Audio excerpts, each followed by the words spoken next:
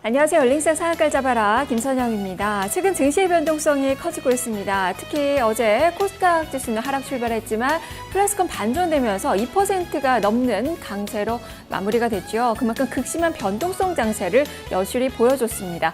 최근 7거래일 동안 이 코스닥 시장은 1% 넘는 변동성을 보여줬는데요. 그중에서도 한 사흘은 2%가 넘게 급등락을 펼쳤고 하루는 3% 넘게 급락이 나오는 날도 있었습니다.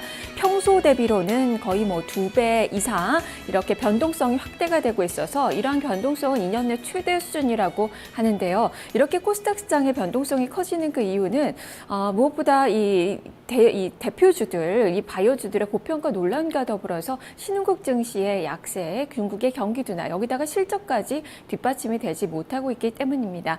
이에 따라서 이 코스닥은 추가적인 조정이 가능하다. 반면에 또 상승세가 나타날 가능성이 있다라는 의견이 맞서고 있는데요. 그만큼 투자하기가 어려운 그 구간입니다. 변동성에 휘둘리지 않는 그런 투자 전략 어떻게 세워봐야 될지 함께 살펴보도록 하겠습니다. 열린시장 상한가 잡아라. 지금부터 출발하죠. 먼저 개장 전 주요 뉴스부터 살펴보겠습니다. 손현정 캐스터입니다.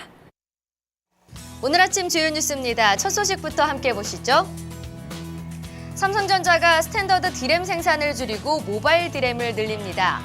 메모리 반도체 세계 1위인 삼성전자가 제품 구성을 고사양으로 개선하는 차원에서 스탠더드 D램 생산 비중을 30% 줄이고 그만큼 모바일 D램 비중을 늘리기로 한 겁니다. 삼성전자는 올해 1분기에 D램 부분 매출 약 53억 달러로 집계사상 최고치를 기록했는데요. D램 전체 점유율은 44.1%이고 모바일 D램 점유율은 이보다 더 높은 52.1%에 달했습니다.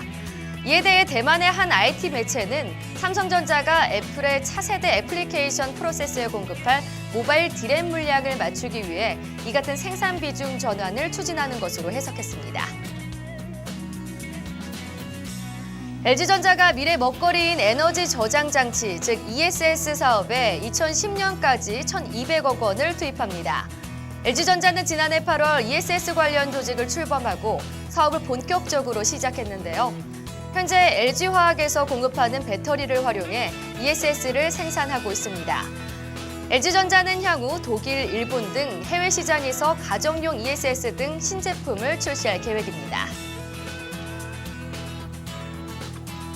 이마트가 중국 사업 구조조정을 완료했습니다. 이마트에 따르면 중국 이마트는 지난 3일 상하이 차오바오점의 구조조정을 완료했고 또 최종적으로 남은 화둥 지역 8개 점포의 손익을 개선하고 영업을 활성화하기로 했습니다. 이마트는 중국 현지 업체와의 경쟁 등 불리한 영업 환경으로 적자가 계속되자 강도 높은 구조조정을 벌여왔는데요. 구조조정이 완료되면 올해 중국 법인 적자 규모가 약 35% 이상 감소해 경영 효율이 크게 개선될 것으로 보입니다. 한국전력과 금호석유가 오늘 상반기 결산 실적을 발표합니다. 한국전력은 기관 투자자와 증권사 애널리스트들을 대상으로 2분기 결산 실적을 발표하기 위해 기업 설명회도 개최하는데요.